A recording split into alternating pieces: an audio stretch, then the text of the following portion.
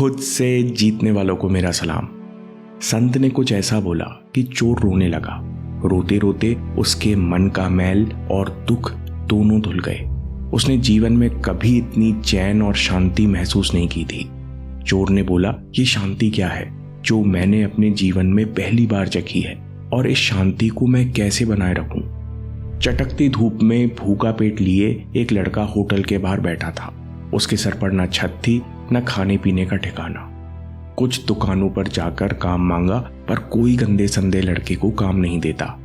जब भूख सहन नहीं हुई तो तंग आकर लड़के ने पेट भरने की योजना बनाई। वो आसपास की दुकानों में छोटी मोटी चोरी करने लगा। अब लड़के का जीवन इसी तरह गुजरने लगा। धीरे धीरे कुछ साल निकले और लड़का पेशेवर हो गया। एक बार बड़ी चोरी की कोशिश में पकड़ा गया। 6 महीनों की सजा हुई, पर चोर कहाँ मानने वाला था। उसने कुछ ही दिनों में जेल से भागने की कोशिश की, लेकिन पकड़ा गया और उसकी सजा 1 साल बढ़ गई। चोरी उसकी आदत बन चुकी थी और वो अपनी आदत से मजबूर था। इसलिए वो बार बार जेल से भागने की कोशिश करता और बार बार पकड़ा जाता। हर बार सजा बढ़ती गई। फिर करीबन 15 साल बाद वो सजा काटकर बाहर आया। उसने खुद से वादा किया कि अब मैं चोरी नहीं करूंगा, जैसा भी होगा कमा कर खाऊंगा। उस व्यक्ति ने लोगों से काम मांगा, पर उसकी बदकिस्मती थी कि उसे कहीं काम नहीं मिला।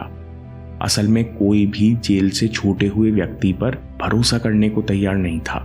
भटकते हुए व्यक्ति बहुत थक गया और उदास होकर एक रास्ते पर चल रहा था। संयोग से उसी रास्ते से संत भी निकल रहे थे। चोर ने संत से मदद मांगी तो संत उसे अपने घर ले आए। संत ने चोर को बड़े सम्मान से खाना खिलाया, पहनने को कपड़े और रहने को जगह दी। इतना अपनापन और सम्मान चोर को कभी नहीं मिला। उसे विश्वास नहीं हो रहा था कि एक अजनबी के साथ कोई इतने अच्छे से बर्ताव कर सकता है। संत ने उसे समझाया, ये भगवान का घर है, यहाँ अच्छे बुरे सभी को शरण मिलती है। जीवन में कई परिस्थिति बनती हैं। बचपन में कुछ अनहोनी हो जाती हैं, जिस कारण इंसान कुछ बातें सीख लेता है, कुछ सोच बना लेता है, जिस कारण उसका जीवन बदल जाता है। लेकिन सच ये भी है कि हम सब एक परमात्मा के बच्चे हैं। कहीं ना कहीं हम सबके मन में प्रेम और आनंद का दीपक जल रहा है। अब तुम आराम से सो जाओ, मैं कल ही तुम्हारे लिए आसपास कोई काम ढूंढ लूंगा। संत के शब्द सुनकर चोर के मन में उम्मीद जागी कि अब मैं ईमानदारी और स्वाभिमान का जीवन जीऊंगा। चोर ने संत के पैर पकड़कर कहा, आपसे मिलकर मेरा जीवन धन्य हो गया। लंबे अरसे के बाद व्यक्ति का मन शांत हुआ, जिस कारण उसे कुछ ही देर में गहरी नींद आ गई। अब व्यक्ति संत के साथ ही रहने लगा, पर 3-4 दिन निकलते निकलते पुरानी आदतें उस पर हावी होने लगी। व्यक्ति की नजर बार बार कमरे में रखे कीमती सामान पर जाती। एक रात अचानक व्यक्ति की आंख खुली। अंदर से आवाज आई, यहाँ बहुत सारा सामान है, लेकर उड़न छू हो ले। उसने खुद पर कंट्रोल किया, लेकिन मन जब बार बार उस पर हावी हुआ तो वो कीमती सामान चादर में लपेटकर निकल भागा। चलते चलते चोर के मन में बार बार विचार आ रहा था कि जिस इंसान ने तुम्हें प्रेम और सम्मान दिया, तुमने उसी को धोखा दिया। चलो वापस लौट चले। लेकिन शर्म के कारण वो मुड़ ना पाया और आदत के कारण चलता रहा। चलते चलते सुबह हो गई, लेकिन बदकिस्मती से रास्ते में कुछ गांव के लोग मिल गए। लोगों ने उसे पहचान लिया। एक व्यक्ति ने कहा, अरे ये तो वही चोर है जो पिछले 4 दिनों से संत के साथ रह रहा है। ये इतना सारा सामान लेकर कहाँ जा रहा है? जरूर इसने चोरी की है। गांव वालों ने तुरंत व्यक्ति को पकड़ लिया और संत को बुलावा भेजा।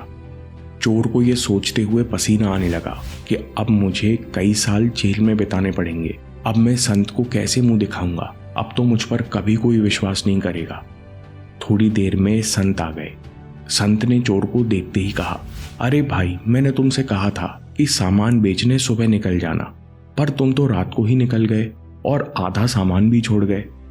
संत ने सबको समझाया कि मुझे कुछ पैसों की जरूरत थी, इसलिए मैंने इस व्यक्ति को सामान बेचने का काम दिया था। इधर सब लोग संत और चोर को अकेला छोड़कर चले गए। उधर संत की बात सुनकर चोर जोर जोर से रोने लगा। उसे अपनी गलती का एहसास हुआ कि मैं अपनी आदतों का गुलाम हूँ। इन आदतों में मेरा जीवन नष्ट हुआ जा रहा है। मेरे को अच्छा वाला मौका मिला था, मैंने ही उसे गंवा दिया। वो फूट फूट कर रोने लगा। आंसुओं के साथ मन में सालों का जमा हुआ मैल धुलने लगा। उसने बहुत देर तक संत के पैर नहीं छोड़े। संत ने कहा, मैं जानता हूं कि ये सब तुमने भूख की मजबूरी में सीखा है और अब आदत के कारण करते हो। आदमी ने कहा, तो अब मैं खुद को बदलूंगा कैसे? संत ने कहा, सबसे पहले जैसे मैंने तुमको माफ कर दिया वैसे ही तुम खुद को माफ कर दो। अपने जीवन की सारी मुश्किलों को माफ कर दो। जिन्होंने तुम्हारे साथ गलत किया उन सबको माफ कर दो और सबसे पहले अपना मन हल्का करो। खूब मेहनत करो, हमेशा परमात्मा को याद रखो और खुश रहो। धीरे धीरे तुम जान जाओगे कि जितना तुम खुश रहोगे उतनी तुम्हें ऊर्जा मिलेगी और उतना तुम पास्ट से ऊपर उठ पाओगे और उतनी आसानी से तुम पुरानी आदतों को छोड़ सकोगे। संत ने कहा, शुरू में ये बिल्कुल आसान नहीं होगा, लेकिन अगर तुम खुद को जज नहीं करोगे तो दिन ब दिन ये रास्ता सरल होता जाएगा। लेसन्स। दोस्तों, इस कहानी में दो गहरी बातें समझो। पहली, मन जानते हुए गलती क्यों करता है।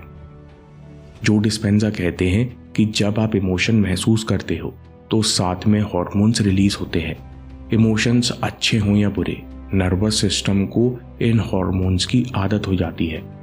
जैसे अगर किसी ने बचपन में बहुत शर्म महसूस की है तो उसका मन किसी न किसी बहाने शर्म महसूस करने की वजह ढूंढ लेगा। इस बात से समझ आता है कि चाहे वो मक्कारी करने की आदत हो या क्रोध या डरने की, चाहे वो कितना नुकसान पहुंचाती हो, मन मजबूरी में पुरानी आदतें रिपीट करता है। इसलिए खुद को बिल्कुल मत कोसो।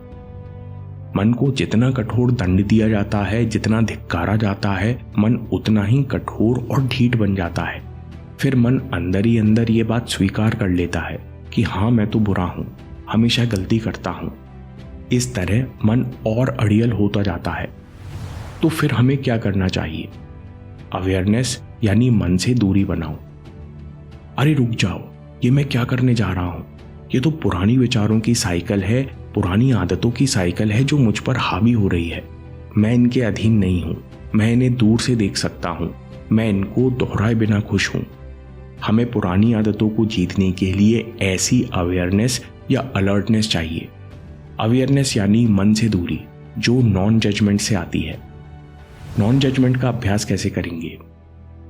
अगली बार खुद को गलती करते हुए पाओ तो खुद से कहो, मैं अपनी गलती देख पा रहा हूं, यानी मैं बेहतर इंसान बन रहा हूं, मेरी अवेयरनेस का स्तर ऊपर उठ रहा है, मैं अच्छी आदतें सीख रहा हूं और अब मैं खुद को माफ करता हूं।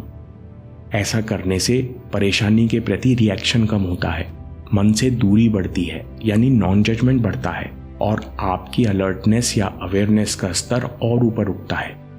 दोस्तों, नॉन जजमेंट कम होने से हमें अपने साथ साथ दूसरे लोगों से भी प्रॉब्लम कम होने लगेगी।